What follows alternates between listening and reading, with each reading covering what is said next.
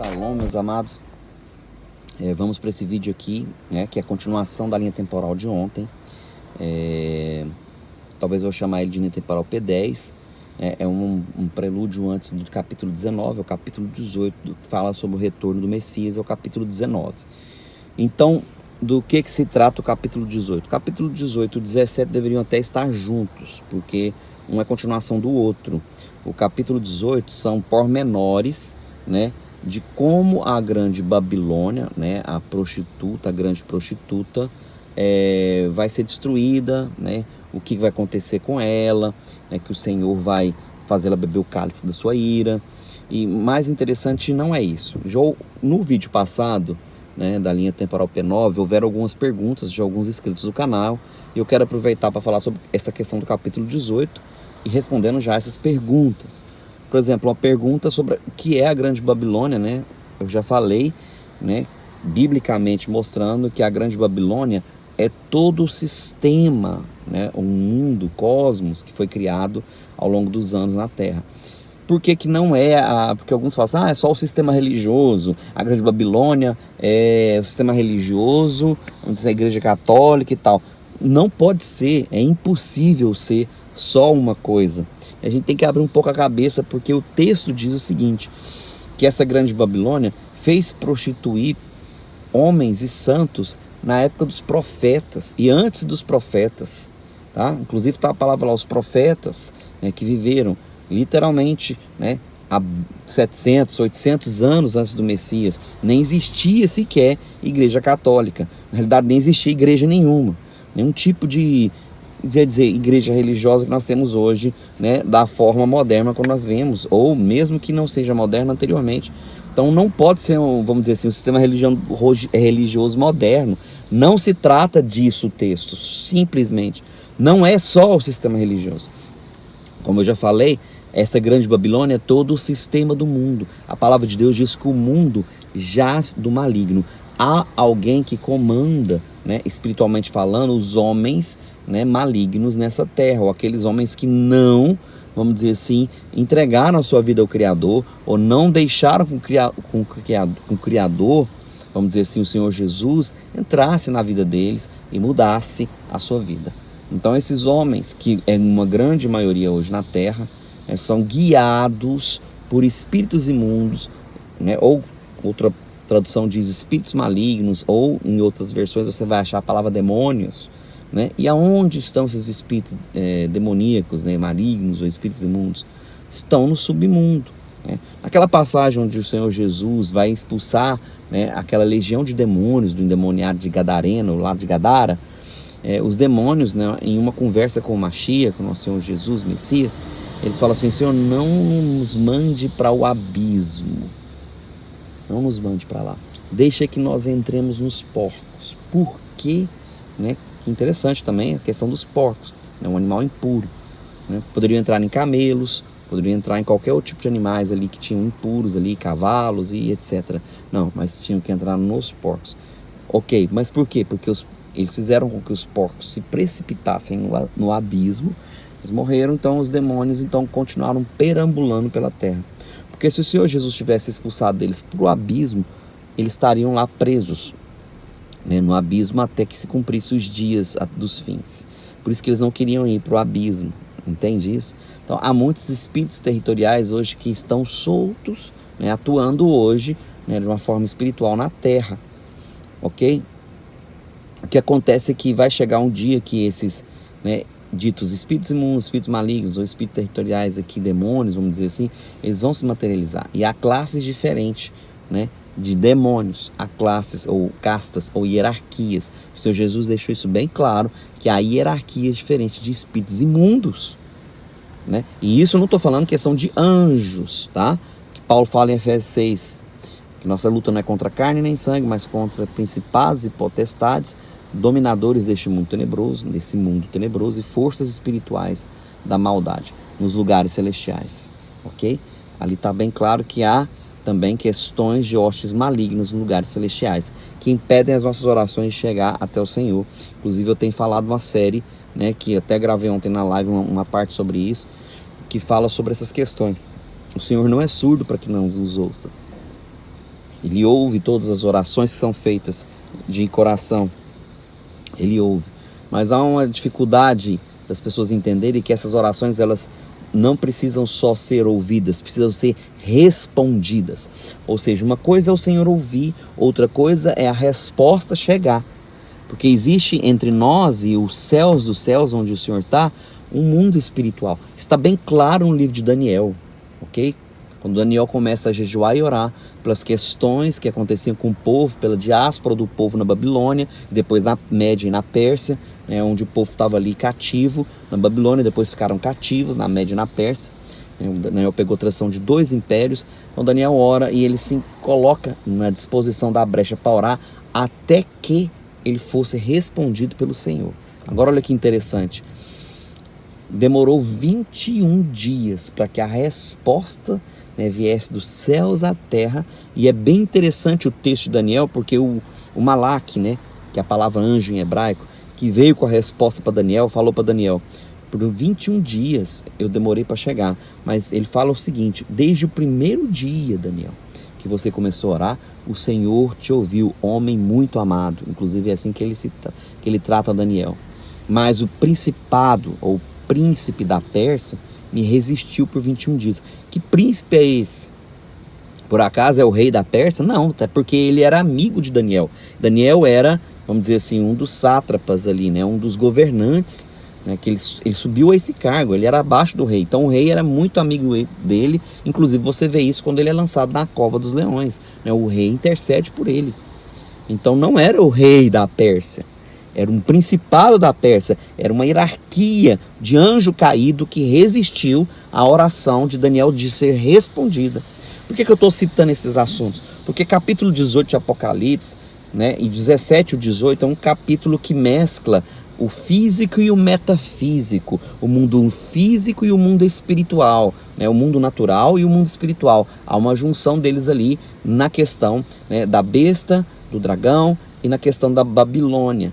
Porque essa Babilônia não é só um sistema religioso, não é. É um sistema cultural, é um sistema socioeconômico, é um sistema geopolítico, é um sistema religioso, porque a Babilônia que se trata o texto, está bem claro no último versículo do capítulo 18, 24, que essa Babilônia tem um sangue até dos profetas lá atrás. Então como que um sistema somente religioso vai ter sangue de profetas de 800 anos antes do Messias, se nem acontecia de ter igrejas?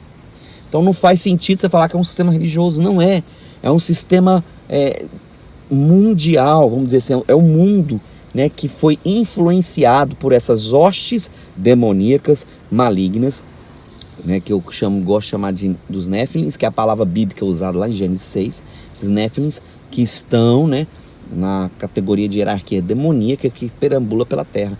E assim como os anjos têm castas, assim também os demônios, né, esses seres territoriais que atuam na terra, que é eles que fazem as possessões, né, a gente chama possessões demoníacas, não são anjos. Anjos caídos não, vamos dizer assim, não possuem corpos de homens, eles não precisam, eles têm seus próprios corpos. Por que demônios então possuem corpos de homens? Porque eles perderam os seus corpos aqui no advento do dilúvio, está bem claro. Esses demônios, esses seres malignos, né, híbridos que contaminaram a terra, eles perderam os seus corpos. Então eles utilizam corpos de pessoas impuras, de pessoas que se entregam a Belial, como diz a Bíblia, se entregam às práticas malignas, práticas que sustentam, vamos dizer assim, práticas carnais malignas que sustentam, vamos dizer assim, a força desses demônios. Entende? E eles então fazem o que? Possuem essas pessoas. Mas vai chegar um tempo que esses demônios, esses néfilis, vão ser libertos e eles vão ter corpos de alguma forma. Não sei como, não sei que forma vai ser, mas a Bíblia trata que eles terão corpos. Eles terão então uma libertação para habitar em corpos. Provavelmente algum tipo de coisa que já existe no mundo hoje ou ainda vai existir que nós não temos conhecimento, né? Porque lá em Apocalipse está o mistério da grande Babilônia, né? Essa cidade, esse mundo corrompido, essa grande cidade que é toda a terra, mas não é toda a terra, de todos estão envolvidos, não. São exatamente aqueles que dominam sobre a terra, ok? E eles estão em todas as nações hoje. Não existe nação na terra que não tenha por detrás, né, entidades, não posso chamar de entidades, na realidade de instituições, né? Acho que o termo correto seria isso, instituições ocultistas, né? Como vários nomes aí que eu não vou citar aqui agora, que os irmãos já sabem, né?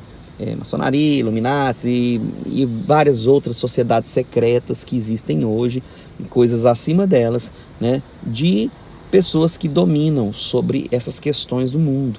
Então, essas pessoas que dominam são influenciadas diretamente, né, por esses dominadores deste mundo tenebroso, está lá em Efésios 6, que é os dominadores do mundo tenebroso, que são essas hostes demoníacas que possuem hierarquias diferentes, tá?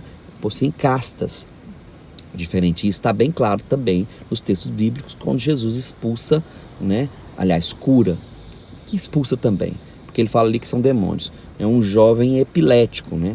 Um jovem epilético tinha epilepsia, então ele ficava epilético e esse espírito lançava ele no fogo, lançava ele na água e machucava ele todo. E o pai falou: olha, seus discípulos não puderam expulsar, ajuda na minha pequena fé. Ele fala assim.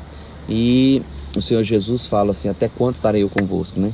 Ele fala assim, e fala para ele: expulsa. Aí ele fala, expulsa o espírito, e o menino brada ali, cai como morto. De repente Jesus pega na mão dele, levanta, e aí Jesus explica, falou: ó, essa casta, ou seja, essa hierarquia demoníaca de demônios, né, não pode ser expulsa senão por jejum e oração. O que ele está falando?